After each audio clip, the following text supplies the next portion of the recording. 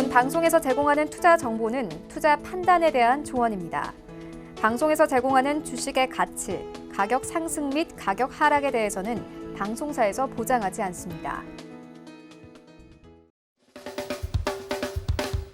네, 안녕하세요. 서울경제TV 최충성 전문가입니다. 네, 일단 오늘 수익을 말하다 진행을 하도록 할 텐데 최근 시장이 굉장히 좀 답답하게 움직이면서 굉장히 조금 힘이 빠지실 것 같아요. 일단은 뭐 이런 시장이 계속될 건 아니기 때문에 뭐 그런 것들 좀 털어버리시고 설 연휴 이전에는 좀 지지부진한 모습을 좀 보이거든요. 일반적으로 그렇기 때문에 너무 답답하게 생각하실 필요는 없습니다. 일단 저와 함께 오늘 강의 들어보시면서 일단은 향후 시장을 어떻게 대응해야 될지 그리고 투자에 대한 팁까지 좀 얻어가시면서 일단 기운을 좀 내셨으면 좋겠습니다. 하단에 보시면 이제 노란톡 나가고 있습니다. 서울경제TV 수익을 말하다 입장하시면은 제가 방송에서 말씀드린 내용들 좀 정리해서 올려드리고 할 테니까 입장해 주시면 되겠습니다.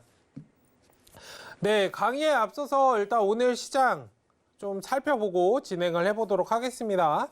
일단 뭐 보시면 아시겠지만 뭐 아시아 증시 전반적으로 오늘 강하게 좀 상승 마감을 했습니다. 중국이랑 일본 증시는 일단 1%, 2% 각각 이렇게 상승을 했었는데 국내 증시는 이제 강하게 올라갈 만 했었는데 올라가지 못했어요. 네. 일단 뭐 이 부분들 확인해 보신다면 뭐 상승할 수는 있었는데 굉장히 조금 현대차, 애플과 협력과 좀 무사히 되면서 일단 그런 설을 좀 부인하면서 일단 악재로 좀 작용을 했고 기존에 이제 상승을 좀 많이 한 것들에 대해서 차익 실현이 나오는 모습이었습니다. 일단 뭐 아시겠지만 그런 부분들은 중장기적으로 일단 협력의 가능성은 지금은 조금 부인을 하고 악재로 좀 작용을 했지만 사실 이제 주가를 본다면 차트를 한번 보도록 하겠습니다. 일단 관심이 좀 많으실 텐데 일단 현대차 관련해서 낙폭이 좀 발생을 했고 어느 정도 낙폭을 좀 만회하는 모습을 보였어요. 다만 이제 보시면 아시겠지만 바닥권부터 굉장히 많이 상승을 했기 때문에 지금 좀 쉬어가는 자리다 정도로 좀 보시면 좋을 것 같습니다. 거의 10만 원, 뭐 더 낮게는 6만 5천 원부터 지금 28만 원까지 올라왔기 때문에 굉장히 많이 상승을 했죠. 네, 항상 말씀드렸지만 주가는 내가 산 매수 구간을 보는 것보다 일단은 하단이 어디부터 시작됐는지 다른 사람들의 매수가를 좀 확인하실 필요가 있다라고 말씀을 드렸잖아요. 어쨌든 중장기적으로 현대 기아와 관련해서는 일단 뭐 긍정적이다라고 말씀을 드리고 싶어요. 중장기적인 관점에서는 물론 단기적으로 악재이지만 지금 뭐 기아차 같은 경우에는 굉장히 이제 기대감이 많이 있었던 종목인데 2만 원부터 지금 10만 원까지 올라왔습니다. 굉장히 많이 상승을 했죠. 그렇기 때문에 그냥 쉬어가는 자리 정도이다 정도로 좀 파악을 하시면 좋을 것 같아요. 뭐 아쉬울 수 있겠지만 사실 이 자리는 항상 조심하셔야 되는 구간이다라고 제가 말씀드렸고 일단 대형주 관련해서는 단기 이평선 지지 라인을 확인하고 움직임을 보고 대응을 하자라고 제가 말씀을 드렸었죠. 어쨌든 뭐 애플과 관련해서 그런 협력 그리고 국내 시장 그리고 국내를 넘어서 이제 해외로 좀 진출하는 데 있어서 현기차 관련해서는 우리가 흔히 부르는 현기차 관련해서는 어느 정도 이제 그런 부분들이 이슈가 될 수 있기 때문에 잘 한번 체크를 해보시는 것이 좋습니다. 중장기적인 관점에서요. 물론 단기적으로 어느 정도 비중 관리는 하셔야 되는 그런 시점이 와 있기 때문에 그런 부분들만 잘 대응하시는 그런 관점으로 좀 보시면 좋겠다라고 정리를 해드리도록 하겠습니다. 어쨌든 기존에 많이 상승을 했던 우리나라 지수 어느 정도 상승을 좀 강하게 이끌었던 이런 구간에서 자동차 관련주들이 굉장히 많이 상승을 좀 이끌어줬었는데 오늘 이런 것들이 좀 무산이 되면서 굉장히 조금 차익 실현이 나오는 물량이 좀 출회가 되면서 국내 시장은 좀 강하게 움직이지 못했습니다. 어쨌든 이러한 시장이지만 지금 차트가 좀 박스권을 이게 쭉 이렇게 만들어가고 있죠. 굉장히 좀 답답한 시장일 수 있는데 뭐 아시겠지만 이런 자리는 항상 이런 자리 중간중간 상승을 하는 이런 자리 중간중간 만들어 왔기 때문에 굉장히 답답할 수 있겠지만 답답해 하실 필요가 없다라고 말씀드리고 싶고 지금 아마 주식을 하신 지 얼마 안 되시거나 아니면 기존에 하셨던 분들 지금 시장은 제가 이제 두 가지로 말씀을 드리고 싶어요. 시장에서 이러한 시장 상황을 좀 겪고 아예 상승장만 이제 경험하셨던 분들은 굉장히 지금 상황 자체가 답답하실 수밖에 없어요. 그런데 이런 시장도 경험을 해보고 하락이 눌리는 눌림목도 경험을 해보고 이러한 시장에서 딱 첫 번째, 두 번째 사람이 이제 분류가 돼요. 첫 번째는 이런 시장에서 진화하는 사람이에요. 와, 이런 눌림목 구간도 지나고 상승장 지지부진한 일자로 그냥 진행이 되는 보합권에서 계속 진행이 되는 그런 장을 통해서 경험을 쌓고 어느 정도 진화하는 사람과 아 답답해, 아 답답하다, 시장을 떠나려는 사람 두 가지로 분류가 되거든요. 이 방송을 보시는 시청자분님들께서는 최소한 이 두 번째 진화하시는 그 두 번째가 아닌 첫 번째 사람이 좀 되셨으면 좋겠어요. 다 이렇게 모든 것들을 좀 경험하고 주식은 사실 경험치잖아요. 이걸 무시할 수가 없죠. 경험을 통해서 단순히 내가 뭐 어떤 종목을 사서 물론 수익이 나면 좋겠지만 손실이 나는 경우도 생기거든요. 분명히 날 수 있습니다. 근데 그러한 것을 내가 경험을 하고 똑같이 속상한 건 똑같거든요. 근데 빨리 깨어나와서 이번엔 내가 무엇이 부족했는가? 어떤 부분이 내가 부족해서 이번에 이런 좀 실패라고 표현하기는 그런데 이러한 좀 손실을 떠안았는가? 이것도 하나의 경험이기 때문에 그걸 짚고 다음엔 반복하지 않는 사람과 그냥 손실이 났는데 내가 어떻게 해야 될지 모르겠네. 주식은 나랑 맞지 않아. 역시 다른 사람들이 했던 이야기들이 맞았어 라고 하는 그런 두 가지로 나뉘는데 같은 맥락이죠. 이겨내시고 첫 번째로 하면은 주식은 장기적으로 마라톤이에요. 마라톤이라고 한번 생각을 해보시면 좋을 것 같아요. 물론 100m 달리기를 하는 것도 좋지만 금방 지치죠. 마라톤을 하신다고 생각을 해보세요. 너무 빨리 달려가도 안 되고 적당히 길게 달려가면 됩니다. 뭐 중간중간에 정말 힘든 그런 상황이 올 수도 있겠지만 중요한 거는 내가 남들보다 빨리 앞서가고 뒤처지고 이게 중요한 게 아니에요.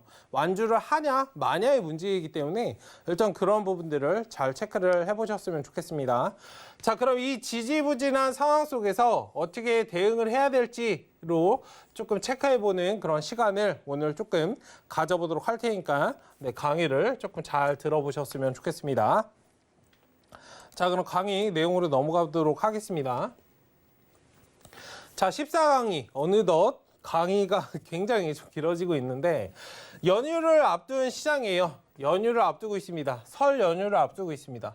일반적으로 명절 이전에는 장이 어떻게 움직일까 굉장히 궁금하셨던 분들 제가 지난주에 짚어드렸죠. 일반적으로 이제 연휴 전에는 조용히 박스권을 그리면서 움직여요. 굉장히 좀 답답하게 움직입니다. 아마 지금 방송을 보시는 분들 아니면 방송을 보지 않으시는 분들 굉장히 좀 힘이 빠지시고 지치신 분들이 많을 거예요. 뭐 전문가인 저도 조금은 지루하다 싶을 정도로 굉장히 힘든 장이 지속되고 있습니다. 근데 이러한 것들에 대해서 항상 말씀을 드리지만 시장이 쉬어갈 때 내가 어떻게 대응해야 될까? 시장이 지금 시간을 주고 있는 거거든요. 어떤 시간? 공부할 시간을 주는 거예요. 대응 방안이나 그런 것들에 대해서 너가 연구해봐. 그간 시장이 많이 상승을 했고 눌림목을 지나고 굉장히 엎치락뒤치락하는 그런 시장 속에서 굉장히 숨이 헐떡헐떡 거리시면서 굉장히 좀 바쁘게 움직이셨을 텐데 이런 시장은 지금 시간을 주는 거기 때문에 그런 것들만 조금 잘 대응하시고 대응하는 것만 조금 포커스를 맞추셨으면 좋겠어요. 사실 어떤 종목이 움직이는지 어떤 종목이 움직이는데 어떤 섹터군이 이제 자금이 돌아오고 있는지 사실 그런 거 하기에도 바쁘거든요. 일반적으로 제가 말씀을 드렸지만 하락장보다는 상승장에서 경계하라고 말씀을 드렸고 항상 반대 방향으로 접근을 하셔야 돼요. 빠르게 하락장에서 일반적으로 손을 놓고 계시는 경우가 굉장히 많거든요. 지수가 떨어지거나 뭔가 종목이 떨어진다면 하락장에서 그냥 손을 놓고 계세요. 어떻게 하지? 이거 손절해야 되나? 그렇게 생각하실 시간이 있으신가요? 그쵸? 저는 냉정하게 묻고 싶어요. 종목이 잘 가다가 내가 분석해서 잘 산 종목이라면, 세력들이 매수를 잘 해놓은 종목이라면, 상승하려고 하다가 일부러 도는 이런 모습들을 많이 보이거든요. 왜 하락을 하는가를 연구를 하셔야지, 아, 지금 당장 계좌가, 지금 당장 내 마이너스가, 지금 당장 마이너스가 뭐가 중요하죠? 제가 아까 말씀드렸지만 주식은, 투자는 마라톤이에요. 완주하는 것에만 포커스를 맞추고, 완주하기 위해서는 내가 지금 무엇을 해야 될까에 사실 포커스를 맞추셔야 되거든요. 어떤 느낌인지 아시겠죠? 물론 중간중간에 힘들어요. 그런데 뭐 게임 좋아하시는 분들은 아시겠지만, 게임도 뭔가 어려워야 재미죠. 주식도 사실 그렇습니다. 쉽기만 하면 재미없지 않나요? 그쵸? 근데 잘 생각해 보시면 누군가는 반드시 잃어야 누군가는 얻는 거거든요. 쉬울 수가 없어요, 애초에. 근데 몇 개만, 이런 것들만 잘 컨트롤 하시면 주식은 사실 굉장히 쉽기 때문에 그런 부분들을 잘 체크를 해보시자라고 말씀을 드리고 싶습니다. 어쨌든 연휴를 앞둔 시장 굉장히 좀 지지부진하게 움직이는데, 이런 것은 제가 저번에 말씀을 드렸어요.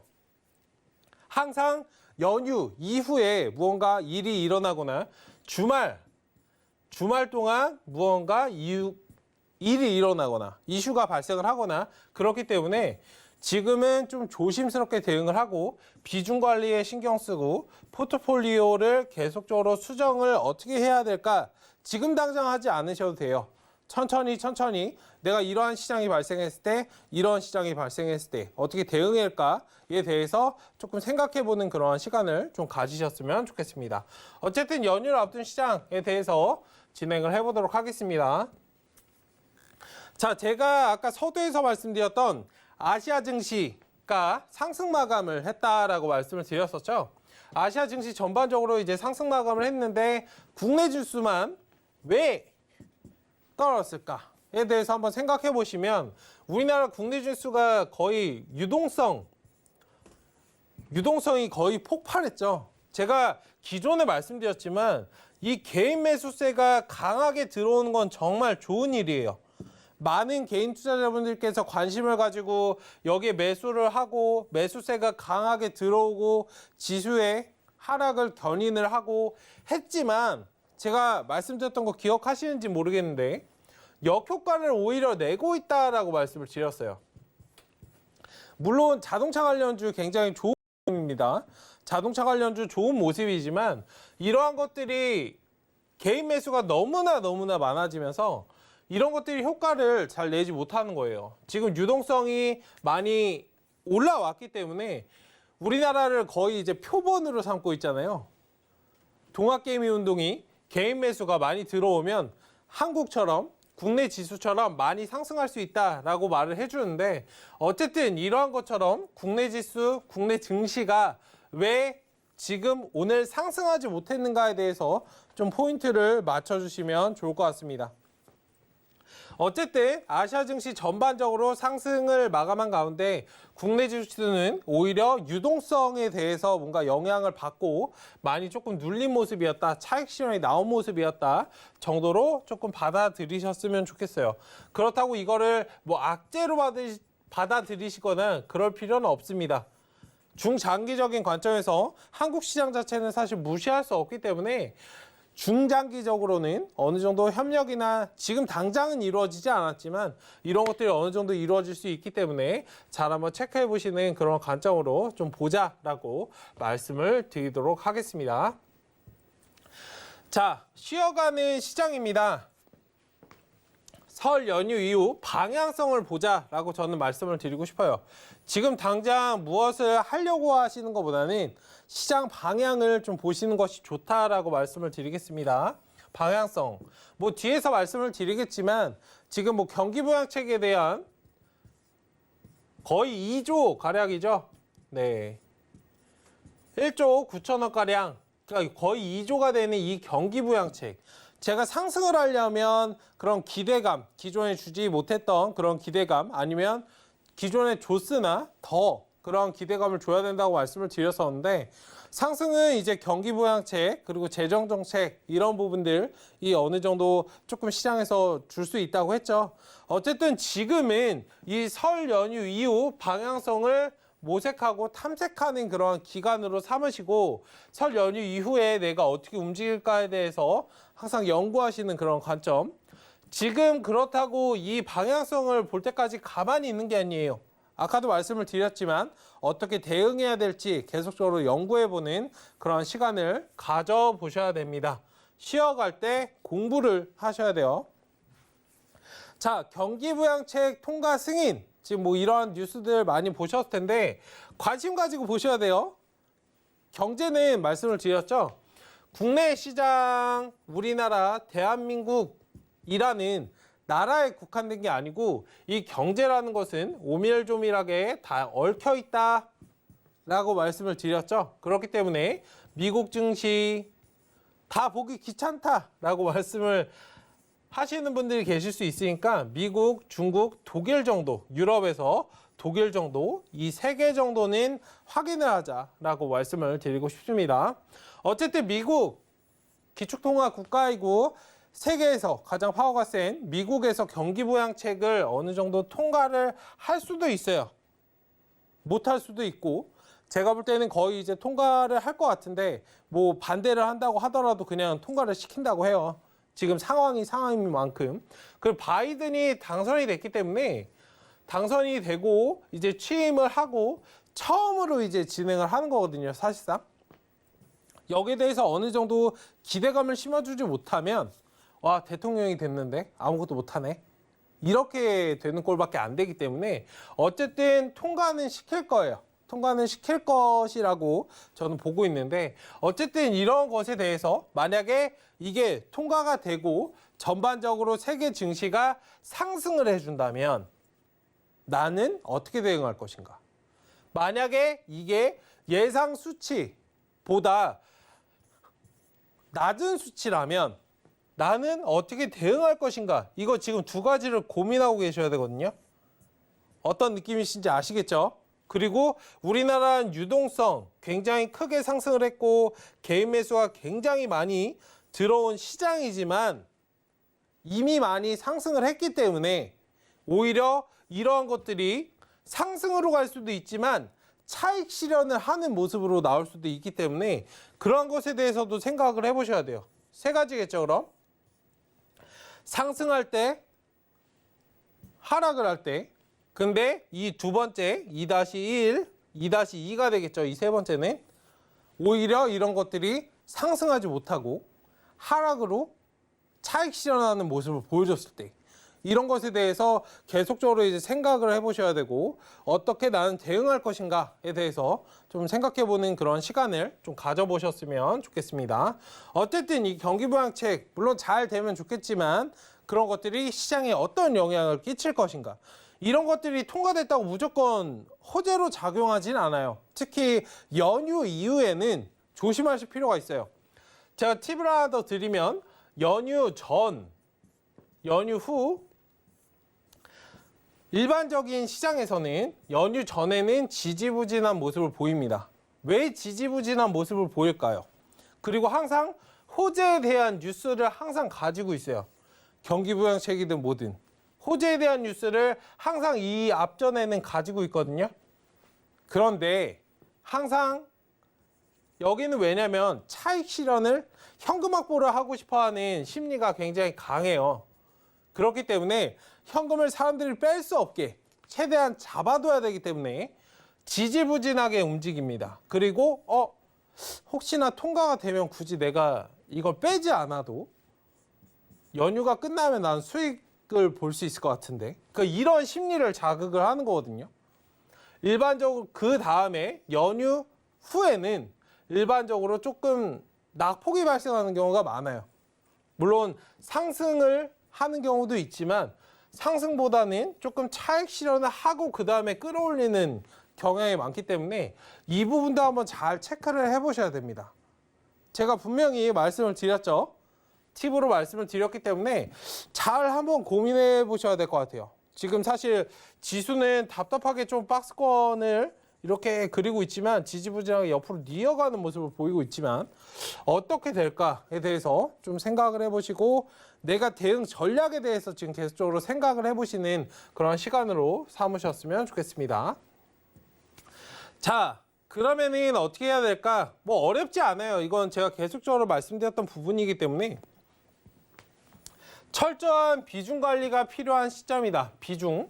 비중을 어떻게 잘 관리를 해야 되냐에 따라서 조금 향후에 이제 시장이 만약에 낙폭이 발생을 했다. 그럼 내가 저점에서 추가 매수할 수 있는 기회가 생기는 것이고, 만약에 상승을 했다.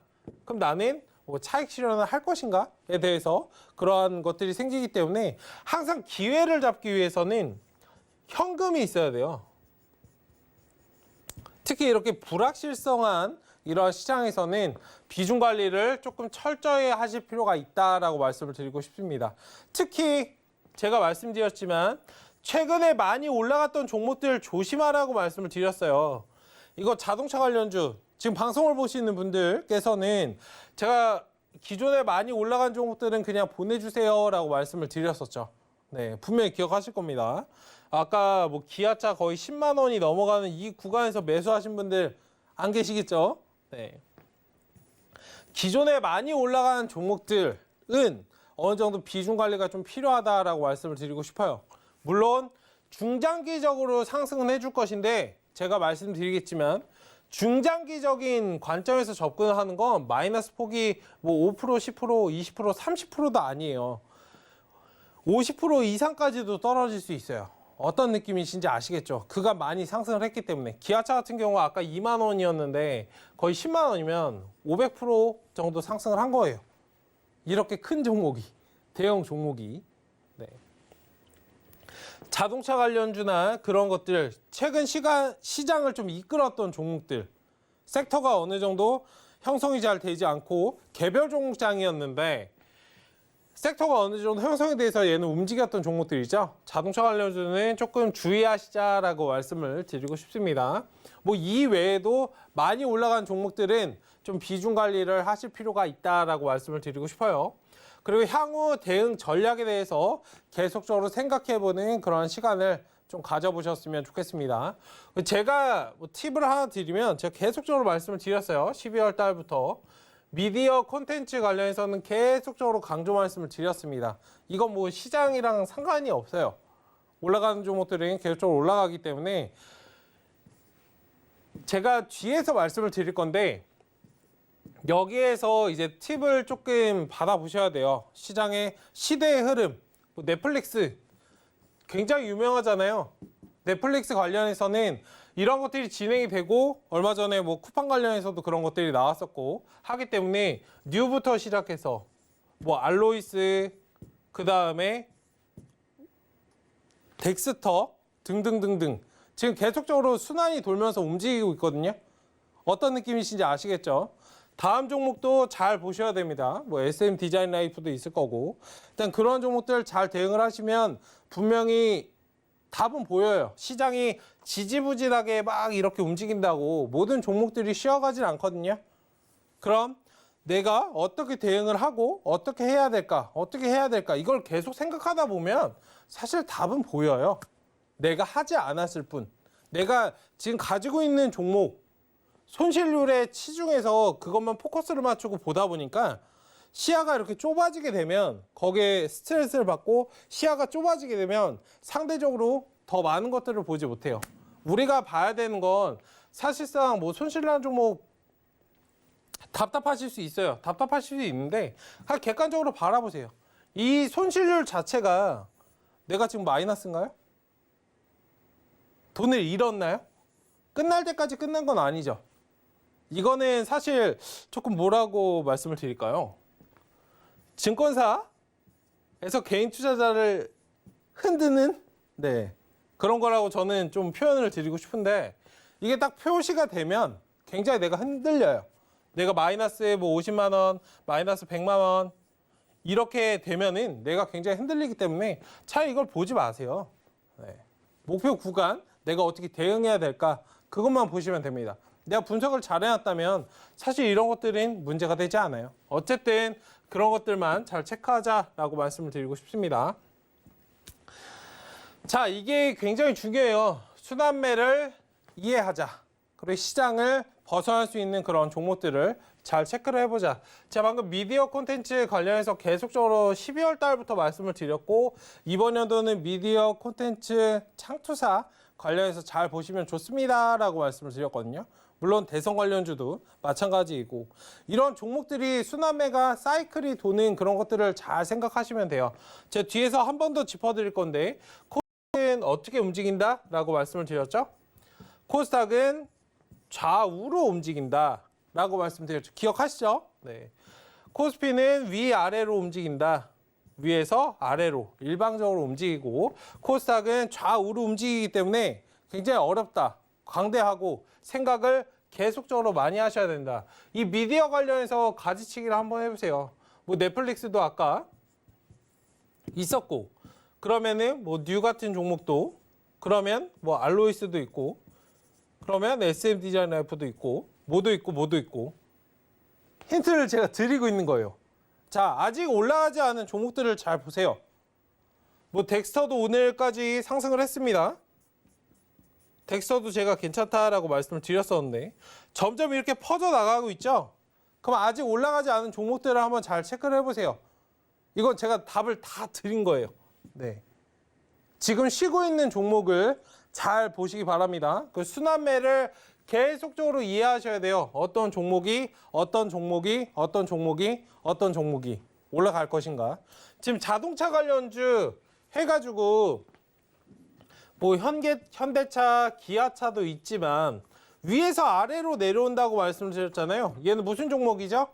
자, 우리가 공부했던 것들을 이제 응용을 하시면 돼요. 사실 뭐 응용이랄 것도 없는데, 코스피는 방향이 어떻게 움직인다? 위에서 아래로 움직인다. 자, 현대차, 기아차. 그 다음 뭐 있죠? 여러 것들이 있잖아요. 제가 기존에 말씀드렸던 뭐 덕양산업 같은 것도 있을 거고, 아직은 오르지 않은 그런 종목들도 있겠네요. 그쵸? 이런 것들을 잘 체크해 보시면 분명히 답이 있다 라고 말씀을 드리고 싶습니다. 뭐 자동차 관련주 오늘은 뭐 악재가 어느 정도 나왔지만 그렇다고 아직 뭐 아예 안 할 건 아니거든요.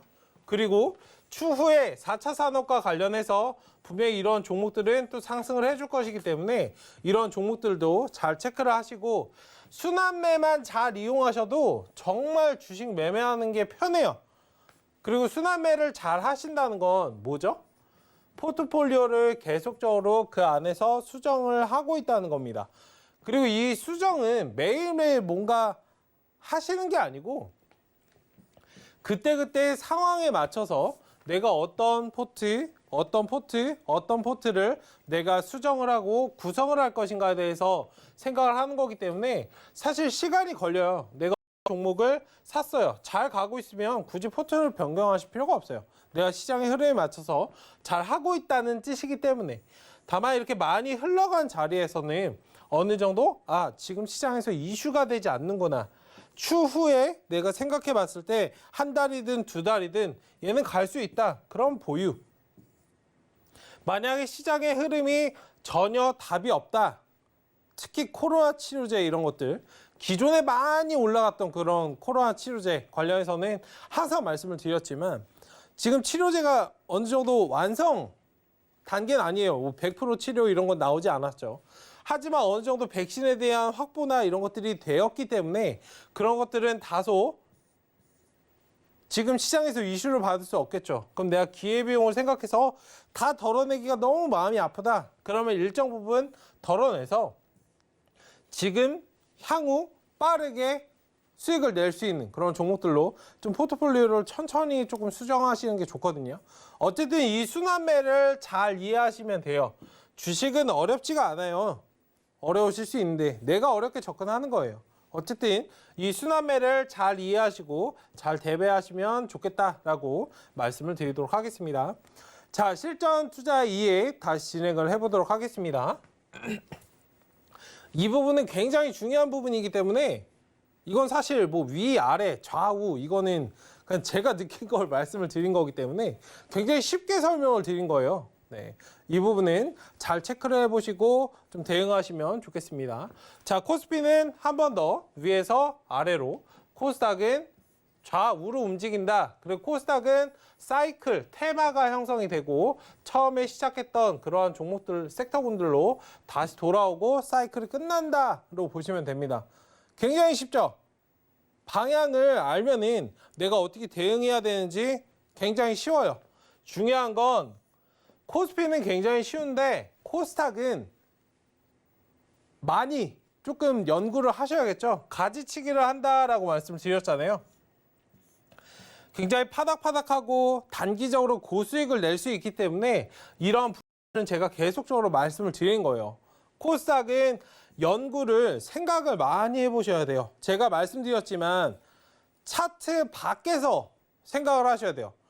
차트 안에서 HTS에서 안에서 얻는 것보다 내가 이 밖에서 얻는 것들이 훨씬 많아요. 물론 차트를 잘 보고 주식을 잘한다는 건 뭐라고 생각을 하세요? 아, 저 사람은 주식을 잘해. 나는 주식을 잘해. 뭐라고 생각하세요? 차트?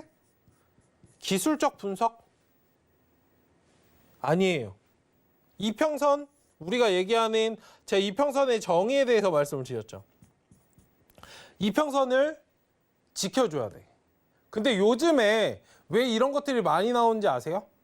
차트, 물론 흐름 자체는 중요합니다. 뭐 이건 삼각형 수렴이고 어느 정도 나오고 이런 것들은 굉장히 중요해요. 박스권을 만들고 기본적인 맥락에선 좋은데 이평선을 이탈하면 일단 손절해야 된다.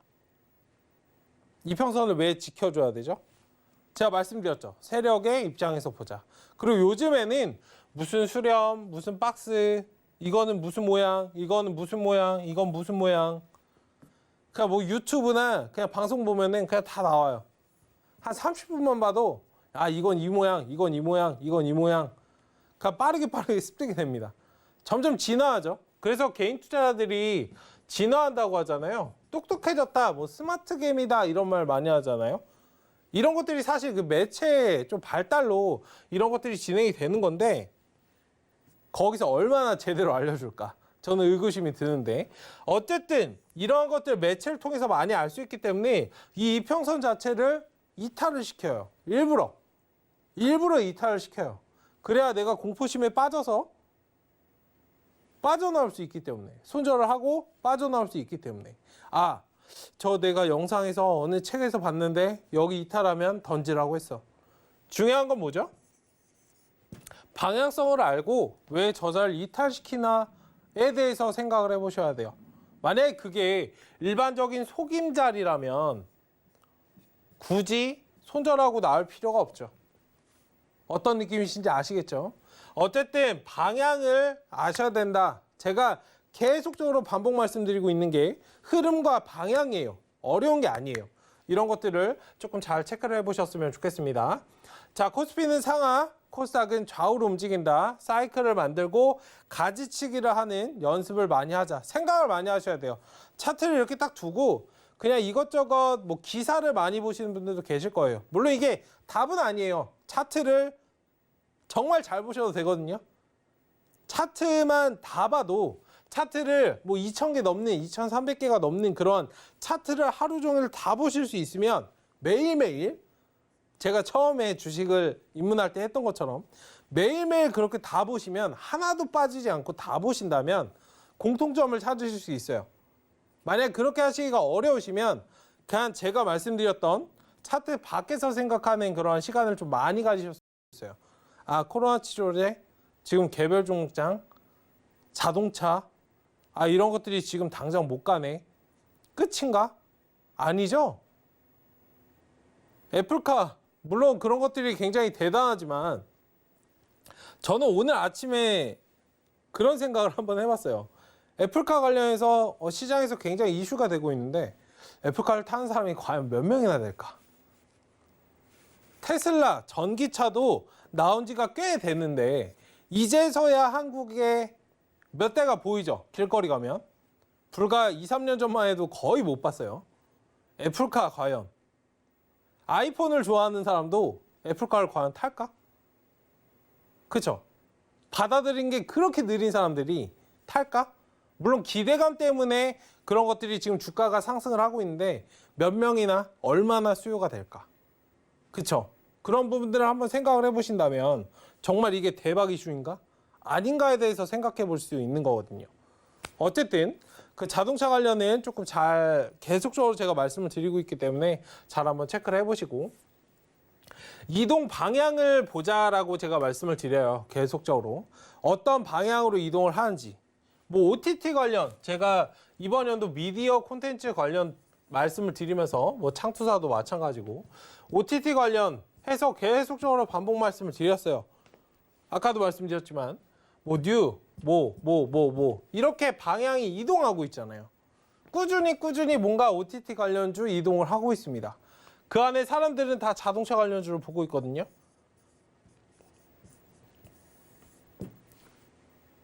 방송을 보시는 시청자분님께서는 자동차 관련주를 보셨어요? 얘를 보셨을까요?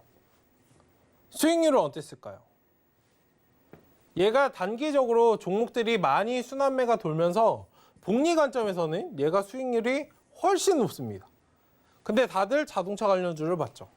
물론 자동차 관련주 그래서 버릴 수는 없어요. 어느 정도는 따라가면서 진짜는 이 종목을 매수를 해야 되거든요. 99는 자동차 관련주를 봐요. 아, 현대차, 우리의 현대, 기아차, 우리의 기아차, 국산차의 최고봉, 현기차. 근데 시대의 변화에서 한번 보세요. 물론 애플카나 뭐 이런 것들, 자율주행이나 이런 것들도 다 여기에 반영이 되는 거지만 시대의 변화에서 장기적인 관점에서 어떤 것들이 파급력이 셀지 주가가 어디가 낮게 형성이 되어 있는지를 한번 보신다면 이동 방향을 보시고 사람들을 쫓아 매매하지 마시고 내가 투자를 하는 그것만 좀 따라가셨으면 좋겠어요. 마이웨이라고 표현을 하죠.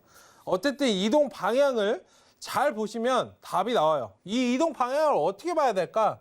굉장히 궁금하신 분들 많으실 텐데 제가 그럼 뒤에서 이제 살펴볼게요. 자, 외인 기관 수급을 확인하자. 귀에 딱지가 않도록 들었습니다. 외인 기관 수급을 확인하자.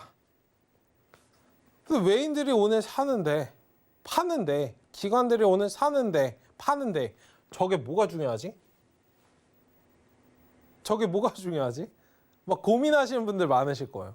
아, 기관이 팔면 아, 쟤네는 또 차익 실현을 해. 장이 이렇게 좋고 전 세계가 상승을 하는데 국내 증시는 상승도 못하게 기관 나쁜 놈들 뭐 이러고 있고. 그쵸?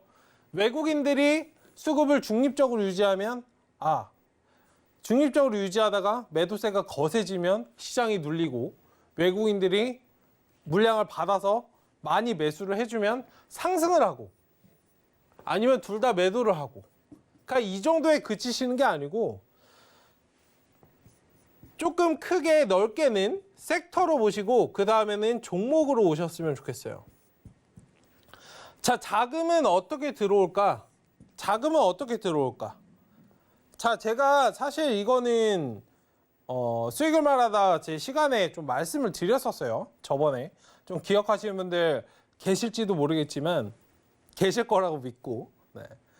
사실 이 자금은 제가 말씀을 드렸어요. 굉장히 큰 자금이 들어온다. 일반적으로 개인 투자자가 상상할 수 없는 물량이 들어온다. 뭐 100만 원, 1000만 원, 뭐 1억 이게 낮은 수치는 아니에요. 1000만 원, 1억, 뭐 이런 뭐 10억 물론 큰 돈이에요. 큰 돈인데 외국인 기관 수급에서는 굉장히 한없이 작은 돈이거든요. 자, 그러면은 제가 수익을 매수할 때 어떻게 하세요? 분할 매수하자라고 말씀을 드리죠. 분할 매수. 자, 자금이 들어오는 거에 대해서 한번 잘 생각해 보세요. 내가 굴린다라고 생각해 보세요. 아, 이렇게 하겠지로 접근하시는 것보다 내가 외국인 기관 세력이고 이것도 떠나서 내가 돈이 지금 100억이 있고 1000억이 있어요. 종목당입니다. 종목당. 내가 매수할 수 있는 금액이 1조가 있어요. 한 종목당 내가 100억씩 아니면 1,000억씩 쪼개서 들어갈 거예요. 한 번에 사실 건가요? 한 번에 사세요? 제가 저번에 말씀드렸지만 개인 투자자 객관적으로 돈을 많이 굴리시는 분들도 계시겠지만 저게 일반적으로 이런 뭐 양의 문제는 아닌데 객관적인 관점에서 개인 투자자들이 매수를 할 때 호가를 몇 개 날리기가 굉장히 힘들어요. 매수를 쫙 한다고 하더라도 10개 안쪽으로 없어지겠죠. 보통 5개 안쪽이라고 저는 보고 있는데 5개 안쪽에서 이제 없어지기가 힘든데 저런 큰 자금들 뭐 1조씩 되는 이런 자금들이 들어오면 그냥 한 번에 그냥 다 산다 그러면 그냥 상한가에 올라갈 수도 있어요. 어떤 느낌이신지 아시겠죠? 그러니까 자금이 어떻게 돼요? 제가 아까 말씀드렸던 팁이에요. 분할 매수. 분할해서 들어온다로 이해하시면 됩니다. 천천히. 자, 그럼 제가 여기서 팁을 드릴게요. 자금이 들어온다. 천천히. 근데 정말 중요한 건 뭔지 아세요? 전 좀 안타까운 부분인데 제가 이제 노란 톡방에서는 이걸 많이 말씀을 드리는데 자금이 천천히 쪼개서 들어온다. 신호에 대해서 좀 포인트를 맞추셨으면 좋겠어요. 이게 포인트거든요. 조용히 천천히 들어오는 그런 종목들, 섹터군들.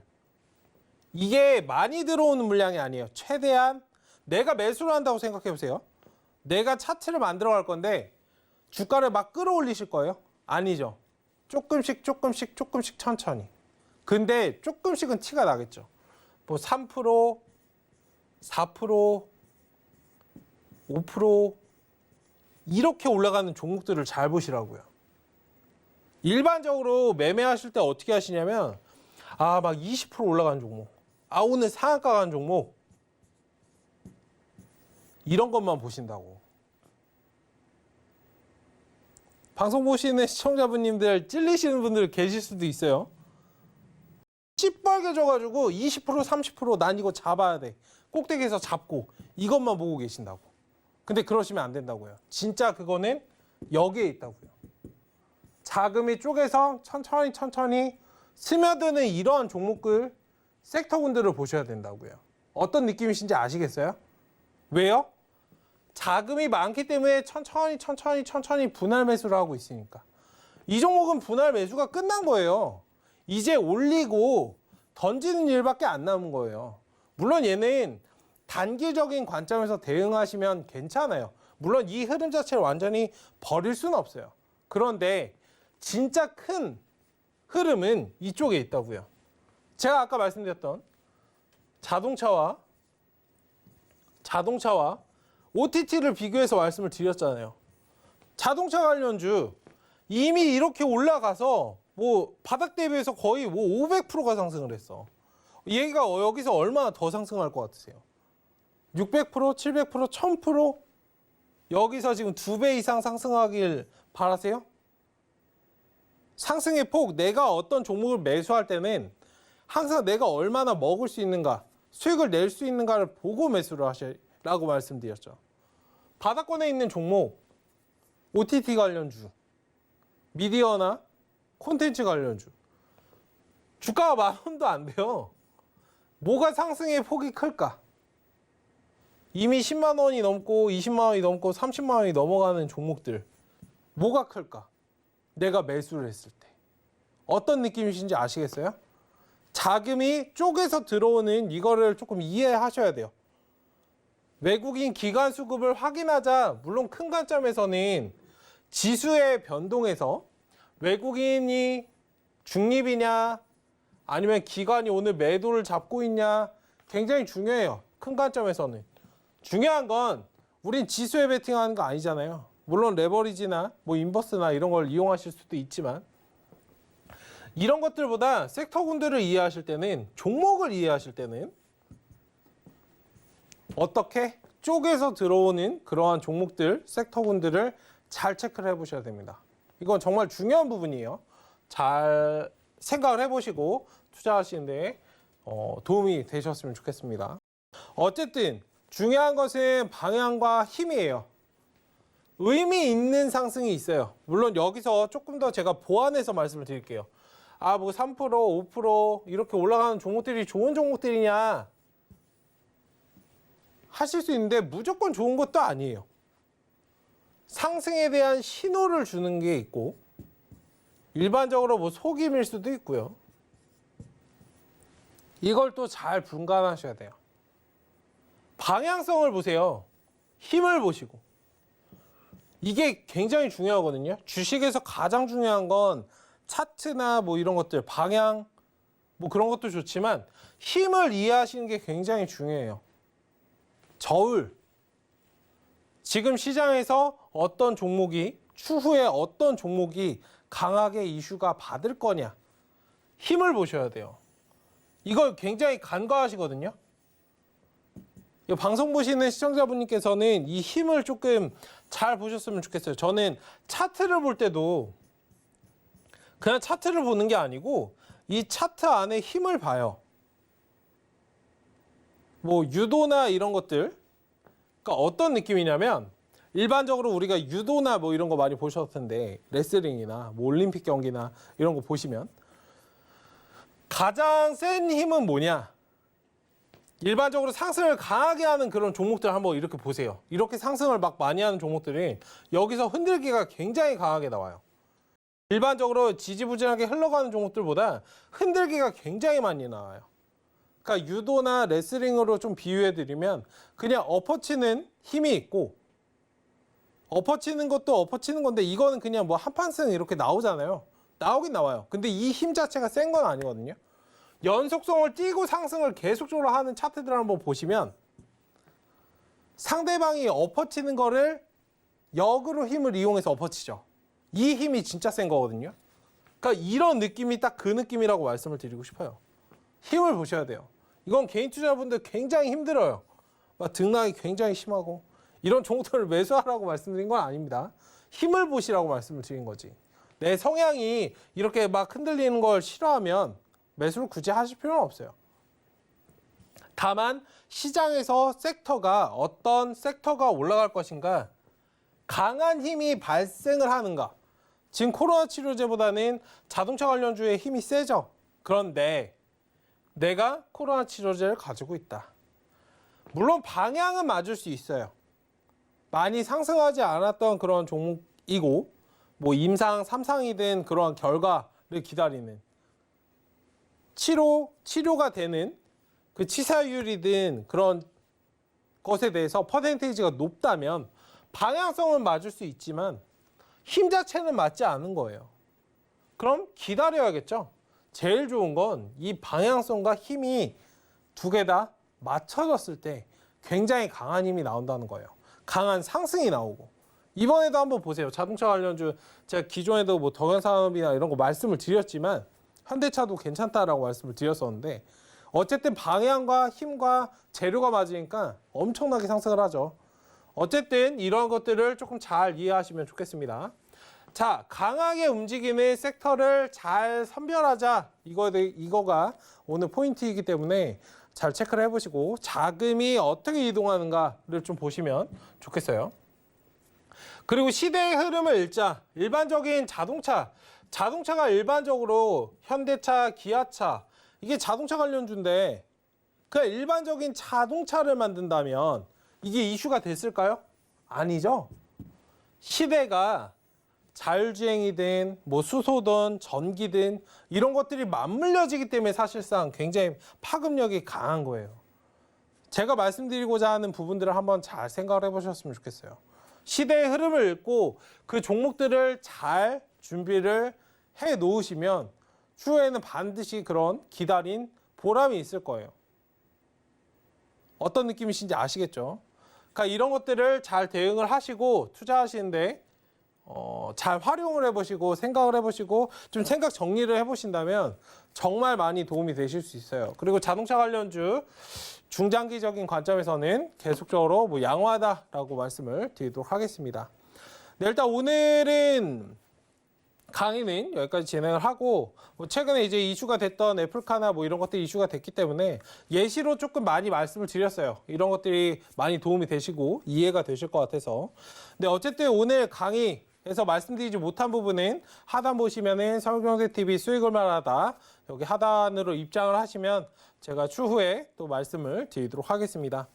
네, 일단 늦은 시간까지 고생 굉장히 많이 하셨고 저는 다음 시간에 또 알찬 내용으로 찾아뵙도록 하겠습니다. 네, 편한 밤 보내시고 저는 다음 주에 뵙도록 하겠습니다. 네, 지금까지 서울경제 최충성 전문가였습니다. 네, 감사합니다.